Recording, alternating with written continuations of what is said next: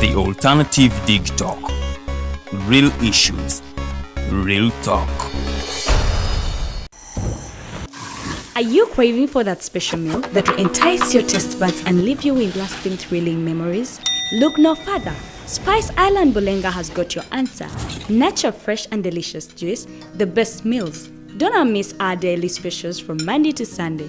Pizza Wednesday, Saturday Pizza Bonanza, you buy one and take two. Come dine with us and feel the experience. We are located at Prime Shopping Center in Bulenga, Mitiana Road. For inquiries, call us on 0704111720. Spice Island, we treat your cravings. Fellow citizens, following the sequence of events, Uganda seems to be at political crossroads.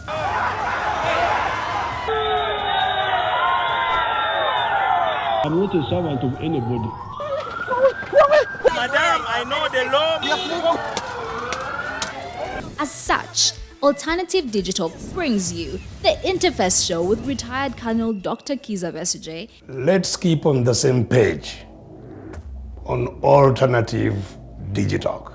As he gives you the alternatives on the transition question, rule of law, human rights and freedom, youth inclusion in governance, economic stagnation, as he confirms. I'll be always here, Saturday from 10 a.m. in the morning. Be there. Don't miss the live discussion on the Alternative Uganda, Digitalk TV Facebook pages, and the Alternative Uganda YouTube channel.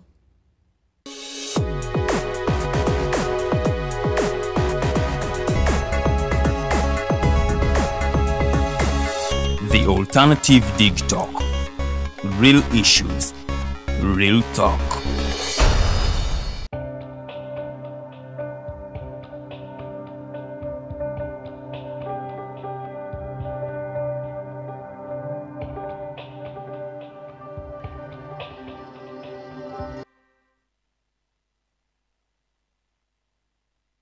Good morning, our viewers. You're most welcome for this show.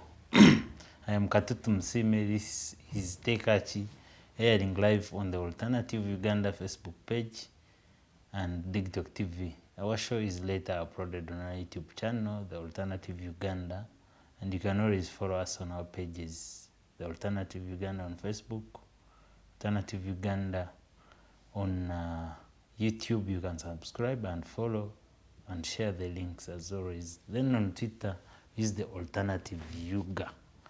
Yes, post your comment, post your question, and we shall be able to reply and respond accordingly. This day I am hosting Counsel Rwabiite. He will be taking us through how can and what is required from us while instituting civil suits in Uganda, and he'll be able to highlight what we need to know as individuals. But before we go for that, I have a legal alert here from the commercial court that is under insolvency petition number 7 of 2022. And Justice Ochayas Thomas has made an insightful and a good decision about where there is a delay to pay the debts by a business. And he has held that that is not a refusal to pay a debt, but it means that and doesn't mean that the business is insolvent actually, but it only means that the business is going through a process of how to pay and manage its debts and how to manage its payables. So delay to pay the debts doesn't mean that the company or a business is insolvent, but it is managing its payables on the debt side. Let me take this opportunity to welcome Counsel Rwabiite to say hello to us, and then we can start up the discussion. You're most welcome. Oh, thank you, Mr. Kato. Yes. Good morning, our dear viewers. My name is Rwabiite Nobert. I'm a lawyer, and I work with Oron and Company Advocates. Okay, you're most welcome for this show. Thank you, Mr. Kato. Yes. And today we shall be talking about an insightful topic and a very interesting topic that I would want our viewers to also get interest in the same, and maybe they can follow us questions where they don't understand, and we can be able to guide them so that they can know the insights. What do you need? If we talk about civil proceedings, what do we mean about? I think we should start from that one. Yes. Then before we can go to the institution of suits. The civil proceedings is actually guided by the law called Civil Procedure Act and Civil Procedure Rules. That is the mother law of the civil proceedings. Like any other law, it is also supported by our supreme law, which is our Ugandan Constitution of 1995. Yes. So I want you to make a simple differentiation of the difference between the civil matters and then the criminal matters, so that people can know when we talk about civil proceedings, where exactly we're heading to and which kind of proceedings are we going to deal with today. Now, I will specifically start with the civil matters. Civil, these are the matters, a person against a person. A person against a person. Yes. That is, let's say, X against Y. Then in criminal matters, these are matters against state, against a person. Let's say Uganda versus X. So those are criminal matters. They are always, criminal matters are always prosecuted by the people you always call the state attorneys. Yes, the state attorneys or state prosecutors who are provided by the government as by the law. Then in civil matters, those are matters that are instituted by a person himself. So in any way, in civil matters, you go specifically to court. Unlike in criminal matters, where you have to report from police station, then from police station, file is taken to the office of the DPP for perusal and advice and maybe sanctioning, and then taken to court once it is sanctioned. Then civil matters, they are instituted by the persons. You don't need to go to police. You get a lawyer or any person with the legal qualifications helps you. Then maybe I'll be able to share when do you institute civil proceedings. Yes. Okay. I think our viewers can now understand what we are going to deal with in this segment of our shows. We shall deal about matters that relate between a person and a person, individuals, not a person and a state. And now then we shall start with, before somebody thinks about instituting a civil suit, what should be considered? What are the grounds that should be in our minds, or when does a person institute a civil suit? Of course, thank you, Mr. Kato. For one to institute a civil suit, you must be having what we should call a cause of action. Okay. So you must be having a claim. What are you claiming for? Then there, you can go on and institute a civil proceedings. But before instituting a civil proceedings, there is that procedure before going to court. You must issue what we call a notice of intention to sue. A notice of intention to sue, to our dear viewers, this is like a notice. You are informing the other party that you intend to sue. Dear so and so, if you don't do this in time, if you don't pay me, if you don't stop this, I'm taking you to court. Yes. So that is the first thing you need to do. Yes, though the law has said it's not mandatory, but as for practice and prudent lawyers, you should, if in any way you want costs, because court will condemn costs where you have not filed a notice of intention to sue.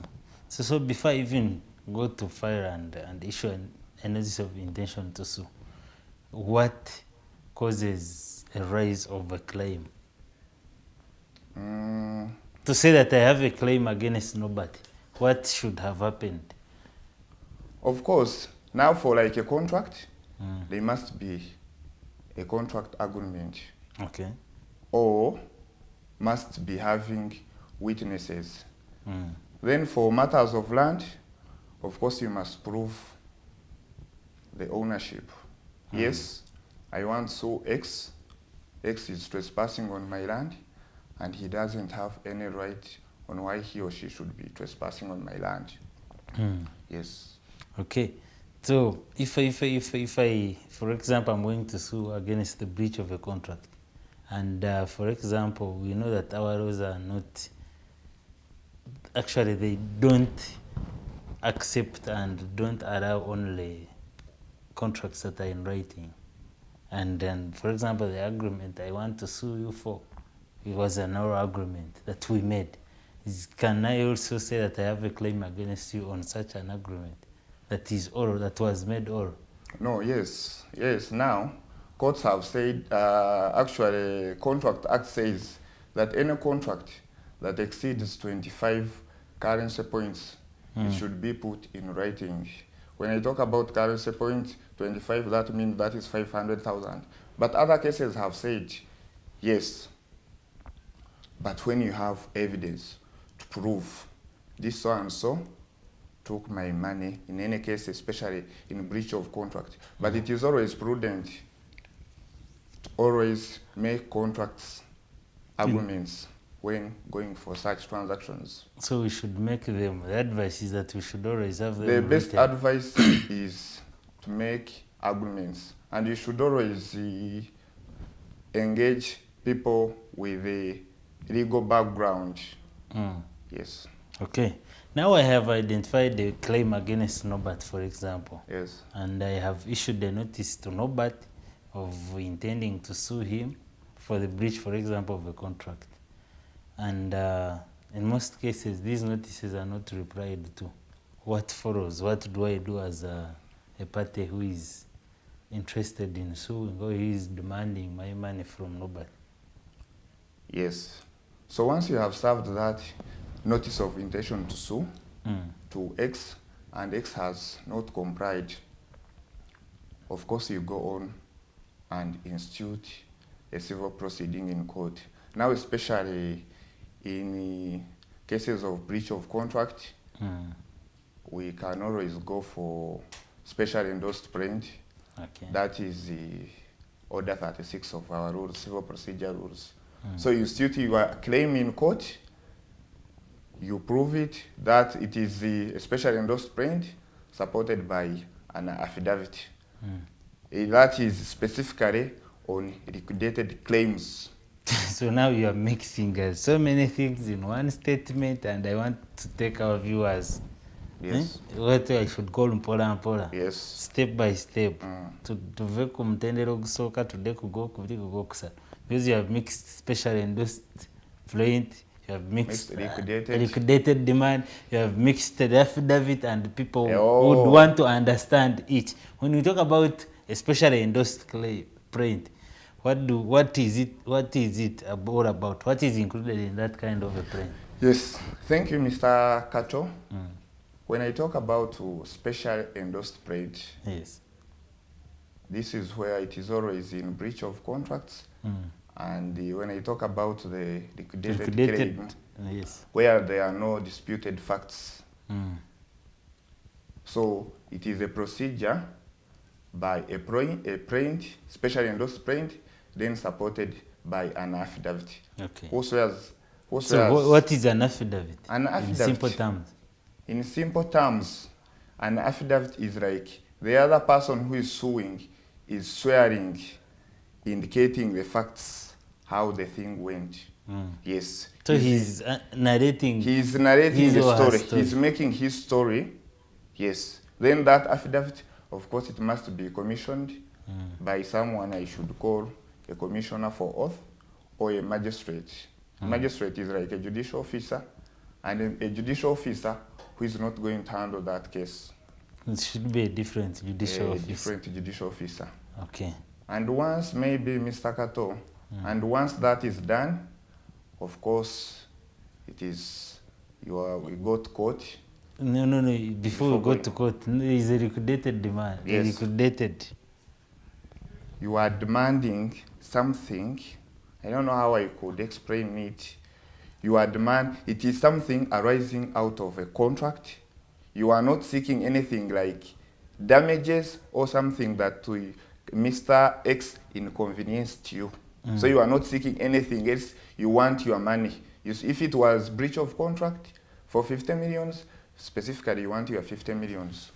Yes. So it is very clear on what you are seeking court to, Yes. to grant you as a person. Yes. So now you have identified, drafted, especially endorsed print. Yes. Are these documents drafted by only lawyers, or if I know my good English, I can also do it for my own self? No, you can, Mr. Kato, you cannot do it because this is something. Any rules that bar me from No. drafting my own prints and There is no law that, serve yes, thank you, Mr. Kato. There is no law that bars you from drafting such documents.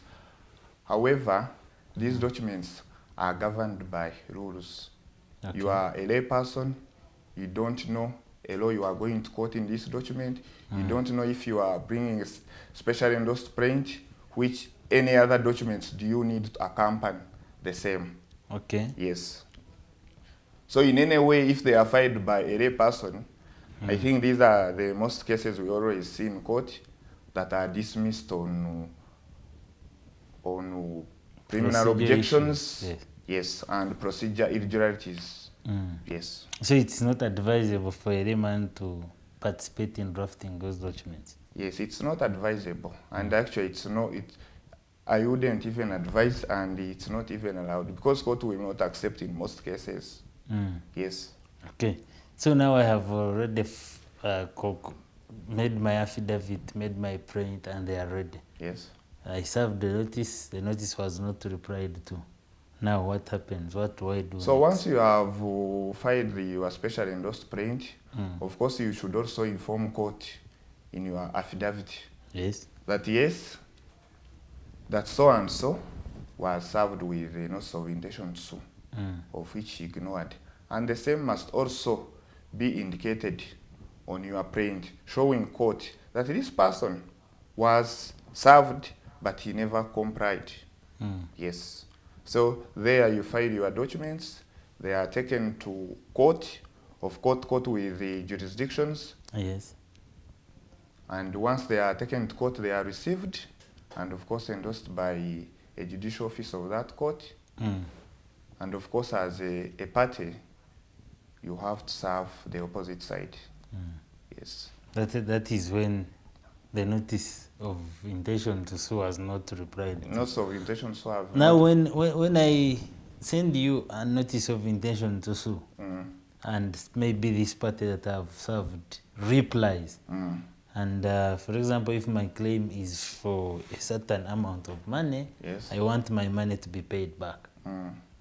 And this person that I served replies in the positive and is interested in paying, what happens? And what do the law say about such kind of an agreement? Yes. Where he has complied, he has replied, made a reply to the same. Of course, you will sit with your lawyer. Then the lawyer will be the best person to advise. How would the lawyer advise? This person has committed to pay the money. Because even when you go to court, to our dear viewers there who are watching us, even when you go to court, it's not a one day that your case is going to be done in one day. So it's better when the other person responds and he has committed himself, it's better to accept and maybe he commits himself. Because where he has committed himself, there and he fails to obey the same, there you will have genuine reasons now to take him to court. Okay. Yes. So, I think our viewers have been able to differentiate where a demand notice has been replied to and where it has not been replied to.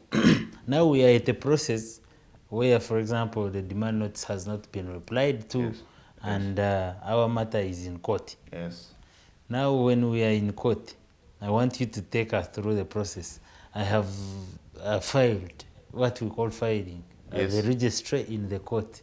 and I want maybe to ask for you to differentiate for the viewers what guides whether I have to go to the Chief Magistrate's Court or to the High Court. What are the guidelines that I should consider as a person? Yeah, thank you, Mr. Kato. Of course, for magistrate courts, of course, first of all, we are guided by the jurisdictions. Okay. I will start with the jurisdiction of Chief Magistrate. I will start with the Chief Magistrate courts, then after I go to the High Court. Yes. For one to go to the Magistrate Court, the claim must not be exceeding 50 millions. Okay. So when your claim is 50 millions and maybe 100 shillings, I will tell you where to go. You are not fit to be in Magistrate Court. And another, then in Magistrate Grade 1, that is, of course, they don't exceed 20 millions. 20 millions. Then apparently now we still have the Magistrate Grade 2. For them, they handle claim that does not exceed 500,000. Okay. So if it's above 500, Yes. then you go to the Grade 1. And maybe another thing I would want to tell our viewers is the magistrate courts are governed by the magisterial instrument. That one gives, let's say now you stay in Ntinda, it will tell you which court falls under Ntinda. You'll not be claiming from Ntinda and you bring your matter and to you file Mengo. the matter in To Mengo. Mengo. No, you are guided by that instrument. Okay. Yes. Then maybe High Court. Of course, the High Court has what we would call unlimited jurisdictions in all civil matters. Okay. Except for only 2 presidential petitions and maybe constitutional petitions. So you can take your claim to High Court, whether it is you are demanding 1 million, 51 million, anything. Any amount that is above Any amount. But of course, when you take something below 50, the High Court has powers to transfer your file. To a magistrate court. Transfer your file. However, your file cannot be transferred where you have filed a matter of a High Court in Magistrate Court. It cannot be transferred to High Court. The only remedy with you, the only remedy is always dismissal. If my matter is, if the jurisdiction of my matter is above that of the magistrate's court, and I file the same in magistrate court, it cannot be transferred. No, to the High only Court. remedy is dismissal. To dismiss my It is matter. only to dismiss your matter and with costs. Okay. Maybe where you have filed your matter in High Court and your matter was supposed to be filed maybe in a lower court. The section, I think section 17 of the Civil Procedure Act, it gives High Court powers to transfer your file. Yes, because it has unlimited jurisdictions. So you talked about the magistral areas and the geographical setups of these courts. Yes. Is it the same case in the High Court, or I can file anywhere? No, in High Courts, they are guided by the High Court circuits. So there are laws that guide. Let's say Kampala High Court, it is also guided. However, in High Court, where the same has been filed, let's say you are in Kampala and you file your matter in Mbarara, that one also cannot be dismissed because the law says the High Court has unlimited jurisdictions. So your case can be transferred. So, but I don't advise you to file cases where they don't belong. So you should be keen to know where your matter falls and which court you are intended to file. And sometimes you need to always seek advice from your lawyers. Yes. Are all lawyers aware of such kind of laws? Or some of them will just want to file in areas of their convenience? No. I presume they are aware because this is a creature of a statute. Okay. Yes. Okay, that's clear, I think, now. And we should say, my documents have been signed and received by the registry. Yes. What do I do as a person who is making a claim against the other party? So once, let's say now we are talking about specially endorsed print.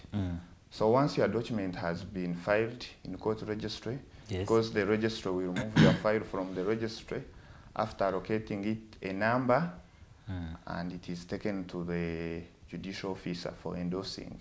Okay. And once it is endorsed, they are then given back to the party who sued. Then it is the obligation of the party now to serve the opposite party. But then there we have what the people would call the process servers. Okay. They are always at court, and others are in the law firm. So once those documents are given to your lawyer, the lawyer will hand them to a person I would call a process server. Okay. Then a process server will go on and serve the other party.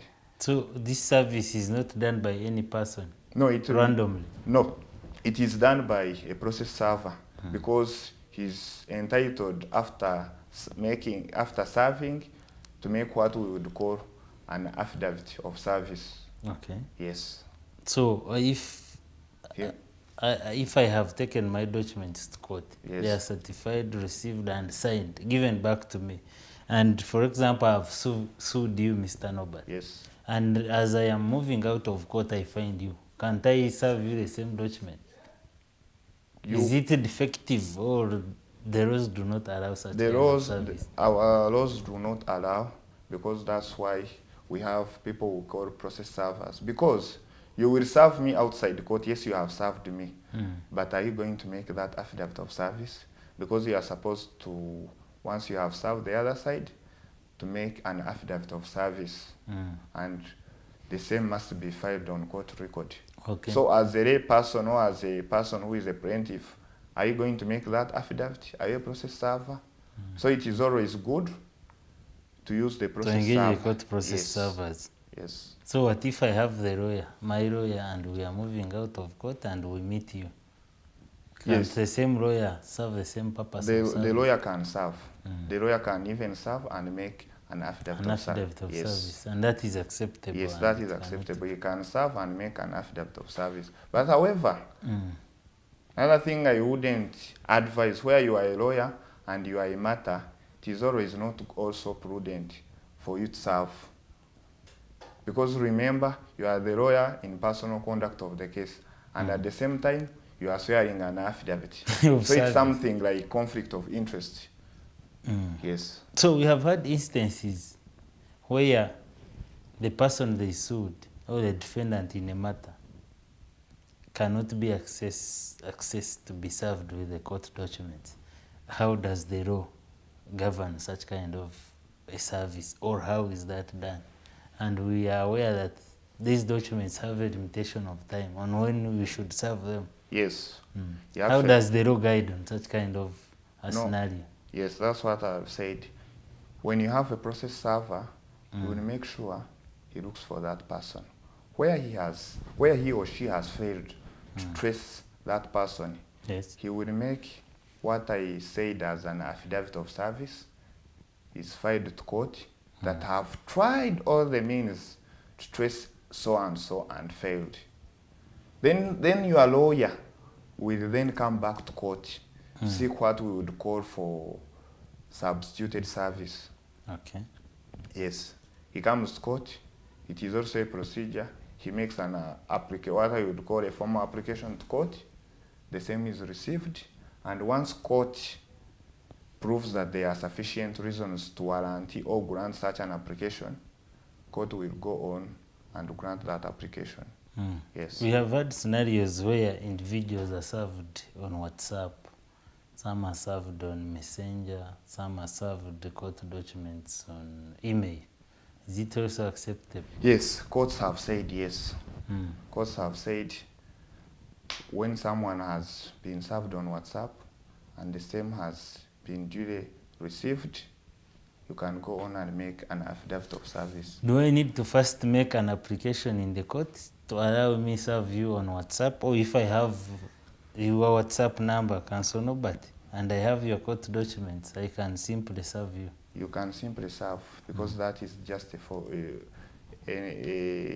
direct service. Okay. But the other thing I talked about of substituted service, there may be you want to serve someone through a newspaper of a wider saturation, there it must be granted by court. By court. But then that is once court has proved that indeed you have failed to trace so and so. Okay. Yes. So now they have served me, and for this case, our viewers, we have actually taken the special endorsed print, and they have served me. Yes. How long do I have to reply to that kind of a claim? No. Yeah. What is required from me as a defendant in that matter? Now, for special endorsed print under Order 36, the law is very clear. Yes. You are given that print supported with an affidavit, and of course, summons in summary suit. So summons in summary suit, it is a command from court. Okay. Court is commanding you that within 10 days, you are required to file an application for leave to appear and defend. So in such cases of special endorsed print, you are required to first ask court, seek court's leave. Court, Okay. I'm seeking your leave. I want to defend yourself. Then you make your application to court.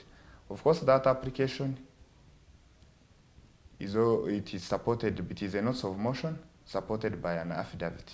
Yes, because we always get these procedures from what I said as the mother of civil litigation, the civil procedure rules.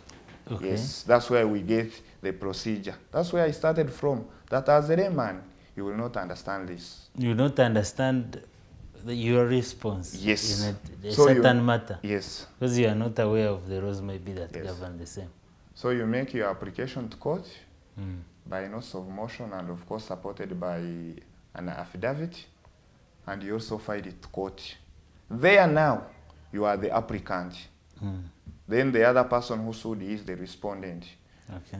So once it is taken to court, the court then will give you a day to hear your application. Now, Then, yes, sir. where I am served the special endorsed print Yes. and the time frames, I actually am unable to meet the time frames because most of the times some court process serve as I should say stubborn. They will serve you today, and the final day for making an application for leave to appear and defend is tomorrow. What do I do in such kind of circumstances Thank you. as a defendant? Thank you, Mr. Kato. Now, the law also has a remedy for you. The law will not prejudice you. Okay. You will also make an application. Before making the other one for leave to appear and defend, then you also first make the first application I would call application for extension of time. Okay. So you want court to add you more time so that you file your application for leave to appear and defend. So you'll have to first file this application for extension of time first. Then once this is filed, then and it is granted, then there you go on and file your application for leave to appear and defend. So are there circumstances where the application for extension of time is denied?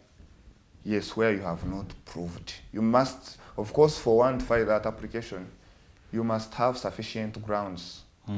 Yes, I was never served, or by the time, or I was served late, or by the time these summons came, I was out of the country. You must prove, or by the time I was served, I was sick and I was unable to approach my lawyers. Okay. So you must prove in such applications. Okay, let's first go to the comments and see if there are questions, and then you can be able to respond. Okay. And thank you for watching, our viewers. Kureba David, thank you for watching. Lillian Norman. Kenneth Muwezi says he's watching from Dinga Virano Law Associates and Advocate. Thank you for watching. Daphne Linda. Kureba David has a question. What are examples of civil cases and criminal cases? Okay. Can respond to that. Okay, thank you, Mr. Kureba David. So I said in civil cases, we have several cases. We have breach of contract. We have family matters. All those are civil. Those are civil in nature. We have divorce matters. We have the recovery of money. We have trespass to land. Of course, trespass to land can go to Both civil and criminal. We have these election petitions. There are so many. Yes. And in the criminal? Then in criminal, of course, criminal, we are guided by the Penal Code Act and the other statutories, like we have theft, we have criminal trespass, we have threatening violence, we have the rape, we have defilement. So there are so many. There are so many. The criminals, so Yes, many. yes. And David asks again, can gentleman agreement be allowed and supported in courts of law? Where it is written. But gentleman is where I meet Nobert and we discuss and accept to do But such you kind of a you business cannot prove such. Because remember now, I'm here with Kato. We have decided that we do this and this. That one you will not prove it in court. Yes. So it's hard to prove. No, it's hard to prove. Basically, Corin is thank you for watching, he's following. Daphne, go higher, I think these are all saying. This one says, David, omwana shomerekera jiro buzima. Nice. Thank you, David. And you can always continue to send your comments and questions. We shall be able to respond. Now, no, but before we went to the comments, Yes, sir. we had reached the point of application for extension of time. Yes. And you made it clear that the application can be granted or denied by the courts. So we should take now all these instances, because where it is granted, then it means your time will be extended. Yes. And in the instances where the application for extension of time is denied, what is the remedy, or what is any other? In the instances where this application is denied, the other person who sold you, for him, now he can come. Actually, there and then, a default judgment is entered. The court enters judgment. So when you talk about a default judgment, you should make it clear for the viewers so they can understand what is a default judgment. No, a default judgment is in the specially endorsed print. Once court has dismissed either one of the prayers for the applicant, whom I would call a defendant, then court immediately goes back to the main file, which is for the special endorsed print. In a normal way, court enters judgment against you. Okay. Yes. Without any other question, the judgment is entered against you. The judgment, a default judgment, is entered against you, against the defendant. Maybe a defendant, the remedy now for a defendant, he will only have one remedy. Okay. As a creature of a statute, he has a right to appeal. That is the only available remedy. For the... Can't you apply to set the default judgment aside?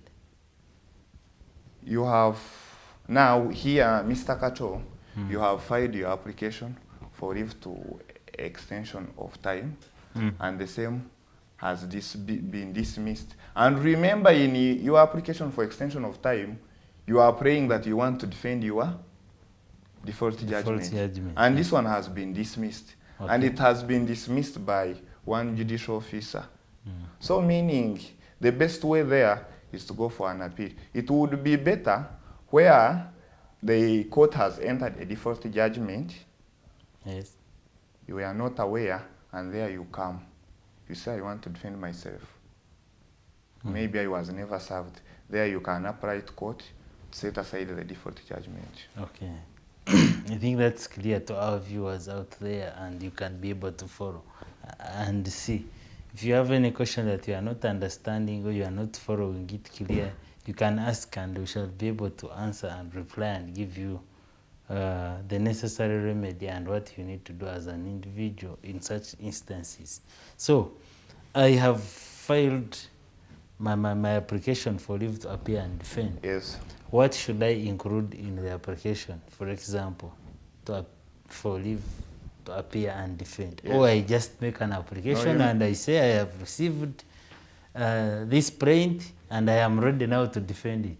Now, in such applications for leave to appear and defend, yes, Of course, as I earlier said, it must be supported by an affidavit, notes of motion, and of course an affidavit in support. Okay. And also must be triable issues. That there are issues that you are disputing something. It is a contract. X is suing you for this and this, but there is something you are disputing. So there must be what we would call triable issues. Okay. Then, how do you bring your triable issues? Of course, you put your triable issues when you are making an affidavit. You throw in affidavit.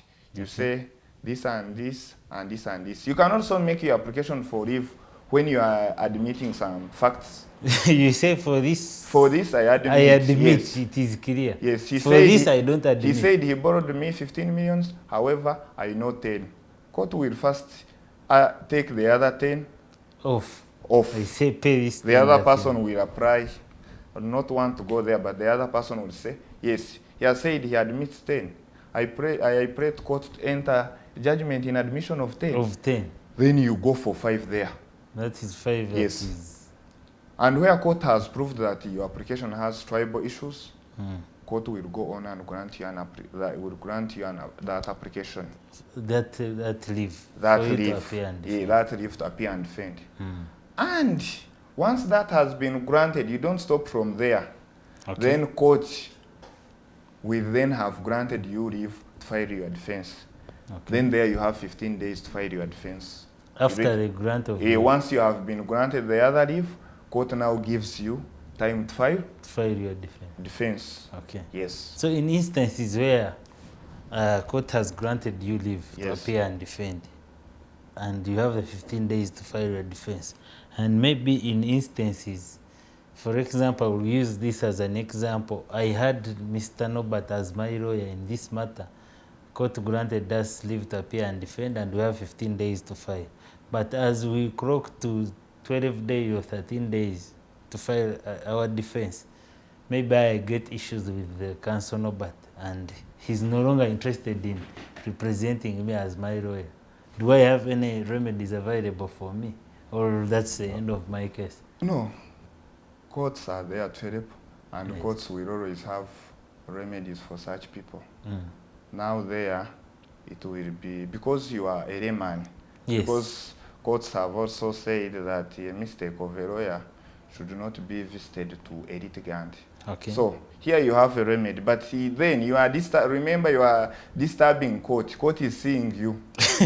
Court is seeing you. Court is taking. Court is taking. Not my own making. But this is because of my counsel, my lawyer. Yes. Of course, you will also make another application. Because there, after 15 days, court will go back and enter a default judgment. Okay. Because you have not filed a defense. Court will presume you admit everything. So court will go on and enter a default judgment. So there you will come and maybe file an application to court to set aside a default judgment. Then in your default judgment, that's where you indicate all your points. That yes, I was granted 15 days to file defense. However, I had issues with my lawyers. So you put all the blame on your lawyer. So that's how you would call that one as mistake of counsel. Yes. So there, you will have instructed another lawyer.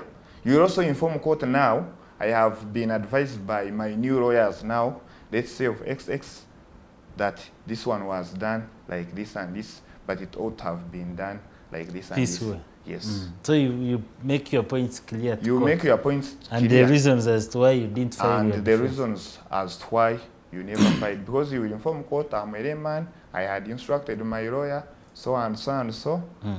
He failed, so I've instructed my new lawyer. My new lawyer to also take up my new case. Of course, court will administer justice as it has always been doing. It will grant you leave.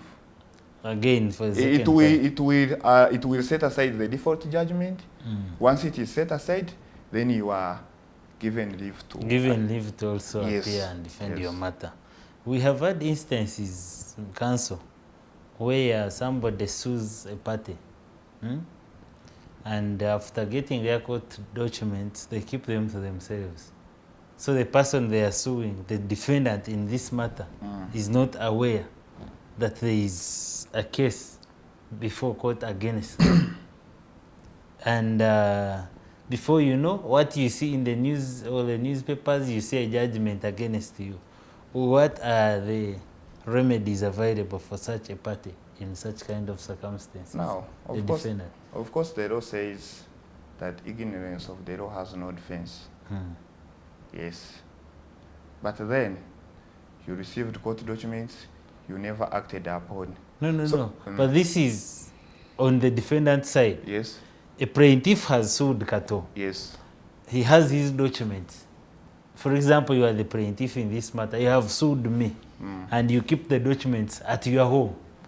Instead of serving me so that I know that there is a pending case against me, Yes. and it needs my Attention. reply and attention. Yes. In this case, I know nothing about that case. Yes. And when I am seated home watching my TV, maybe I see that the court in Makinde has issued an order ABCD against me.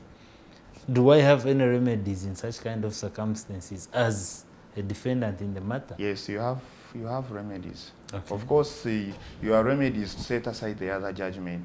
As I said earlier, you have a remedy to set aside the other judgment of court. Okay. But in that application you make to court, you must prove to court with sufficient grounds that Okay. yes, there is a case against me, but I was never served. Yes. So failure to serve me the documents is a ground to set It is aside the judgment. a ground courts have said failure to serve documents. It is a ground to set aside the judgment. Okay. Yes. Are there any other remedies available for such kind of a person? Of course, now at the first stage you were never served. Execution is likely to take on. Of course, you set aside the judgment and you also set aside the execution. Because remember, this person has judgment. He has also instructed the bailiffs to take on. So you'll have to file several applications to court.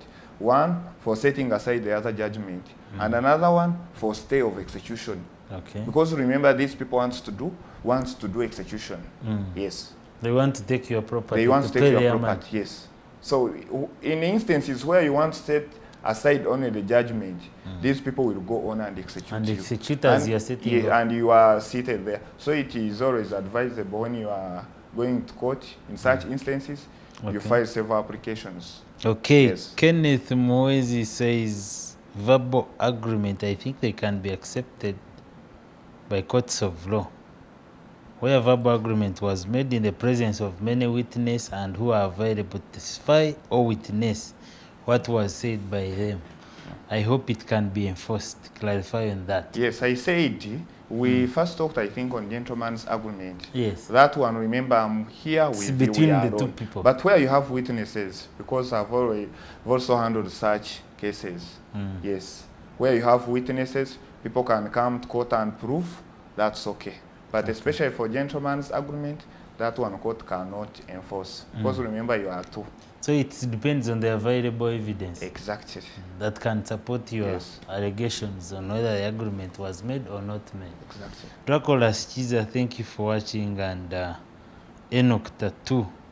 Thank you all that are watching and following this discussion, and for the comments that you're sharing with us. Now, Counsel, because I see time is not on our side, Yes. but I will ask this as well. And in most cases, where, because you have had instances where the judgment is not set aside. Yes. For example, default judgment is not set aside. And are there any other remedies available for the defendant in such a matter, where they apply to set aside the default judgment and maybe courts dismiss such kind of an application? Yes. What are the available remedies for such an individual? Of course, there are remedies. One is, actually the remedies, it would be appeal. You would go for appeal, and we also have revision. Revision where you see there were illegalities. Yes, you can either go for revision or appeal, but I always advise people to always run for appeal. They should appeal the Yes, decision. you appeal the decision. Because sometimes you run for revision, court says, no, this was not revision, you ought to have made an appeal. So it is always better to appeal, of course. Take the best option. Yes, and appeal is a creature of a statute. Yes, you have a right to appeal. Okay. Yes. So appeal doesn't demand that I must have grounds maybe on which I best to appeal? No, yes, of course, for one to appeal, maybe I've also not talked about it. You must appeal within 14 days. Okay. From the date of the judgment? From the date of the judgment. Okay. Yes, once you have made your appeal, of course, you don't go to court and say, I'm going to appeal your judgment. No. You go to court, you make your formal letter, what I would call a notice of appeal, inform court that I intend to appeal against your decision. Then you also copy maybe the defendant or a person who won the case, and maybe the appellant court or the lower court, depending on which judgment you want to appeal against. Yes. Yeah. So if I finish that, then that I can be able to reverse the judgment. Yeah. So once, of course, you have filed notice of appeal, you will also have to ask the lower court. Now you remember you want to appeal, you don't have court file. Yes. So you will also write a letter to court asking for a judgment and maybe certified copies of the proceedings. So in instances of appeal, do I also need to make an application to stay the execution? It is always prudent where in any instances it is they want to evict you out of land, it is a claim bailiffs have been instructed. It is also always better to make an application for stay of execution. Then of course pending appeal. Pending appeal. Yes, there must be an appeal, of course. Okay, Yes. that's so fine. And as we come to the close of our discussion and show today, I will give you like 2 minutes to give your closing remarks and maybe comments. For the viewers. Okay. Thank you so much, Mr. Moderator, my brother Kato, our dear viewers there, my uncle David, I know he's also watching. Yes. My sister Daphne, Collins, my friends, our law class of 2016, all my friends in Wigo Fraternity, my sister Andagire Sharon, I know she's also watching. And of course, I also want to thank the management. Okay. Led by my brother, I always call him General Norman, for inviting me. Yes. Thank you. Then And you can give your final advice to the viewers out there who are interested maybe in making civil proceedings and... our dear viewers there who would want to institute civil proceedings, one advice is you should always differentiate the criminal and civil matters. You should always institute and you should always learn to consult and learn to pay your lawyers. And sometimes when you don't pay lawyers, you land into mistakes. So that's the advice I would give to the viewers. Yes. Okay, thank you so much, Counsel Nobert, for sparing some time with us and sharing your views and legal knowledge to our audience here. This is why we brought and introduced this show, to always keep you informed about different things that happen in the country, specifically under the law, justice, and order sector. So anything that falls under that line, we are always here every Tuesday from 11 a.m. to midday, so that we can take you through the processes, what you didn't know or what you knew little about.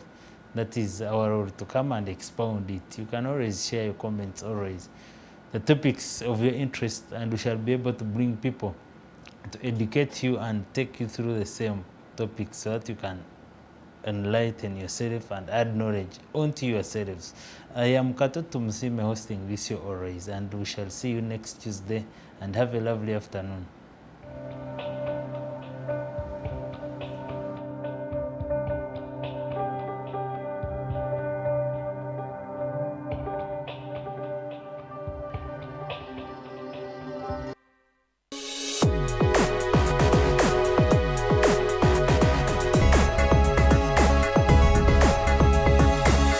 The alternative Digitalk. Real issues, real talk.